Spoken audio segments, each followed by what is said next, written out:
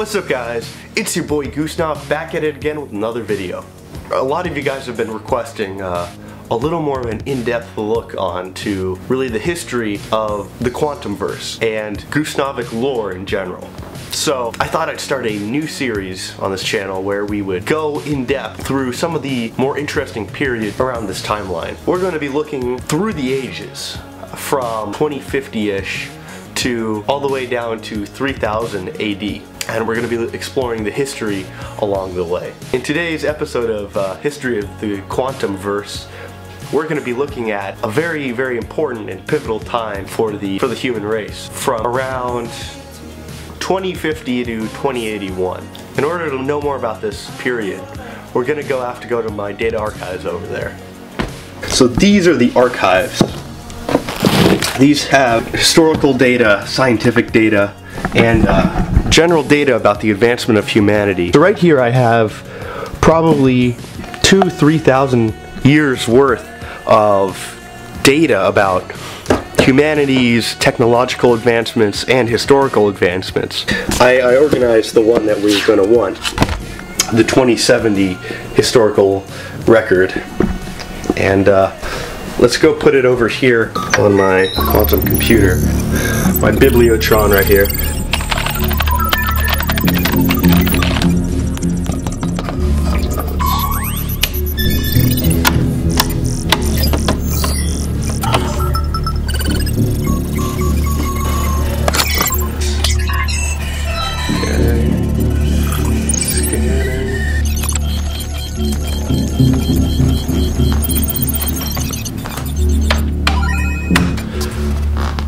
Alright, so there you have it. This dusty old thing's all up and running, and we now have access to the historical records. So, let's dive right in. This era is commonly referred to as the paradigm shift, a time period occurring from roughly 2050 to 2082 AD, as a token to the famous 2070 paradigm shift talk by Samuel Hyde, historian, philosopher, and intellectual, as this discussion predicted many of the events of this time period. The major world powers of this time were the USSR, the Islamic Caliphate of Europe, and also the Chinese wasteland. Their respective governments were the Democratic Republic, a parliamentary caliphate, and the one-party system. During this especially progressive and tolerant period of human history, there was a 95% diversity rate. Equality had finally been achieved, with an 100% female and an 100% diverse workforce. Heterosexual marriage ceased to exist. Hats were illegal, as well as gasoline. Eating meat was now illegal. There was now a mandated vegetarian diet. All drugs, except marijuana, were illegal. And a new super drug called the bottled water was extensively criminalized. Everyone was taxed 97% of their income. But that was okay because everyone also got a $40,000 universal basic income paycheck. What couldn't be paid was left to debt and borrowing.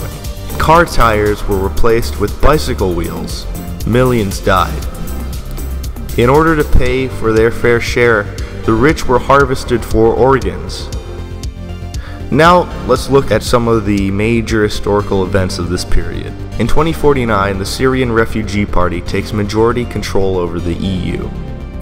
In 2051, part of common sense gun legislation, all guns are effectively banned, making the only ownable but heavily regulated weapon slingshots. In 2053, the African JavaScript educational program, not showing very much progress, elicits funds from both the space budget as well as the educational budget, bringing down scientific progress to 0% per year. In 2055, Tuesday is mandated to be National Propeller Hat Day, and people are mandated to wear a propeller hat on this day. Millions fly away. 2057, the UN congratulates the USSR's population reduction environmentalist policies, the most successful being the vasectomy lottery, the child license system, the Canadian healthcare system, the no child policy, the PET distribution system. In 2060, public education is replaced with a special learning drink. One scientist expressed concern, saying that this drink was just pure mercury, but reassured that the drink was beneficial to learning and even increasing IQ. In 2062, there are now 3 registered opinions you can choose from.